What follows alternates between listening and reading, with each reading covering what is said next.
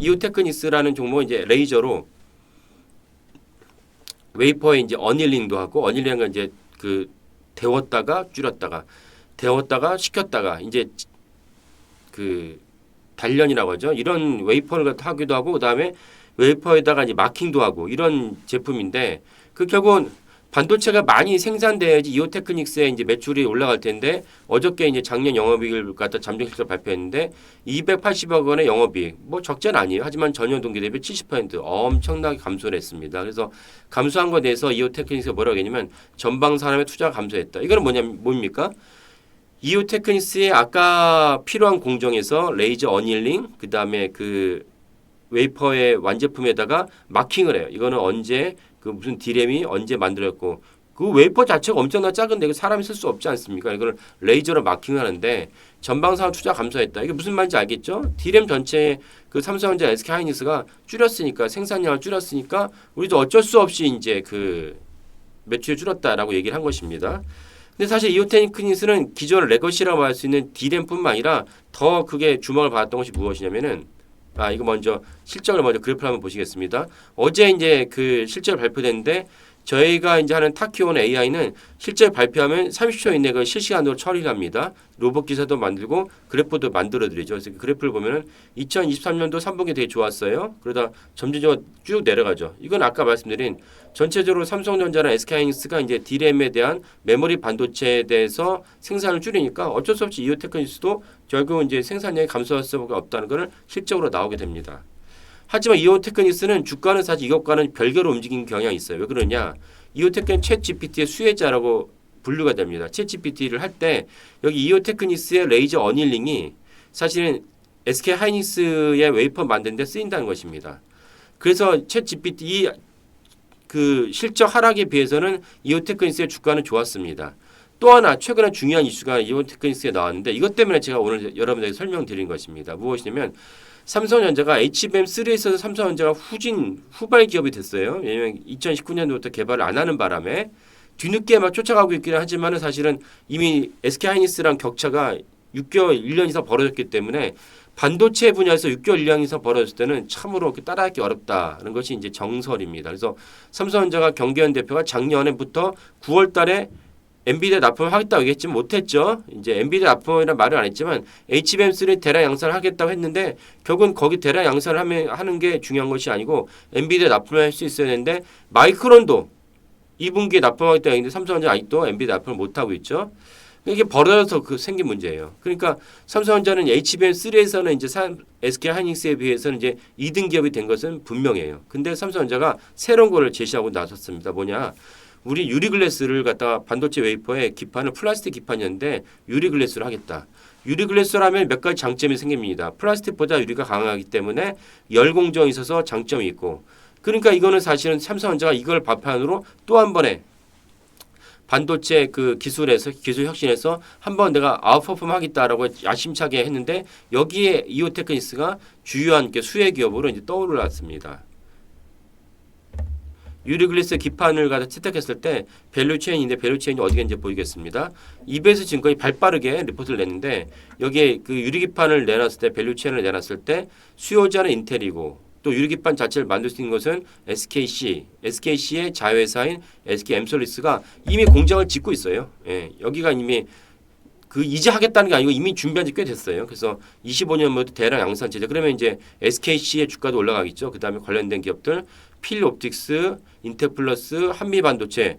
와, 한미반도체 여기 또 한 번 등장합니다. 한미반도체가 이제 챗 GPT의 HBM3에서 이제 그 TSV 공정에서 그 탁월한 수요를 갖고 있는데 한미 반도체만 하는 거 아니에요. 근데 세계적으로도 여러 기업이 있는데 국내에서 한미 반도체가 SK 하이닉스에 대량 납품을 하면서 한미 반도체 주가가 엄청나게 뛰었죠. 근데 여기에 유리 반도체가 된다고 그러면 한미 반도체가 마이크로소가 원래 한미 반도체 주력 제품이었어요. 근데 유리 제품의 절단교도 이미 개발을 완료했기 때문에 이걸 만약 삼성전자가 밸류체인에 공정에 집어넣는다. 그러면 한미 반도체의 그 마이크로소를 가져갈 수밖에 없다라고 이제 이베트 투자전까지 본 것입니다. 그리고 여기에 또 뭐가 있습니까? 이오테크닉스의 TGV, Through Glass Via.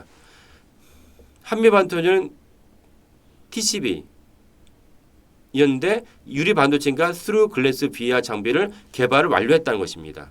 그리고 HB 테크놀로지, ISC 이거는 뭐 이미 인수를 했으니까요. 그다음에 YCKM이라고 있습니다. 그러니까 이런 밸류체인 기업들을 갖고 계시다가 알고는 계시다가 이런 이슈가 떠오를 때 미리 사시다가 주가가 올라간 걸 보고 그다음에 관련된 매출이 어떻게 그 실제로 실현되는지 보시고 그 홀드할 건지 매도할 건지 보시면 좋습니다. 그래서 저는 한미 반도체 대단합니다. 이오테크닉스 두 회사 그다음에 주성 엔지니어링도 같이 이제 주목해 보시면 좋겠다라고 말씀을 드리겠습니다. 근데 또 다른 종목은 뭐냐면은 동성 화이텍입니다. 동성 화이텍도 어저께 이제 그 잠정 실적 발표했습니다. 잠정 실적 발표했는데 전년도 영업이익은 150억, 23년도 영업이익은 370억. 엄청나게 뛰었죠. 와, 대단합니다. 좀 예정됐던 수준이긴 해요. 왜냐면 동성 화이텍의 이제 주력 제품이 LNG선의 본행제거든요. LNG선은 이제 영하 한 130도 정도로 차갑게 가져가야 돼요. LNG. 왜냐면 그보다 높이 올라가면 기화되니까 비싼 LNG가 기화되면서 증발하니까 이걸 볼 수가 없거든요. 두 번째는 이걸 갖다가 이제 그 액화로 액체로 가져가야지 보다 더 많이 담을 수 있어요.